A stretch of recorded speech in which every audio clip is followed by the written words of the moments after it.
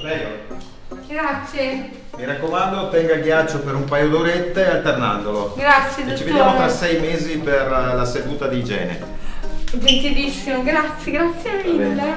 Salve. Chi è il prossimo per l'estrazione? Prego. Dottor, una cosa. Sì. Niente anestesie, niente calmanti, niente antidolorifici, non voglio vedere siringhe, pastiglie, e ciappa la pinza, un bel tiron, via il dente, via il dolore. Ma è sicuro? Guardi che è dolorosissimo, eh? Dottor, via il dente, via il dolore. Vabbè, come vuole lei. Prego. Eccola qua, Ala.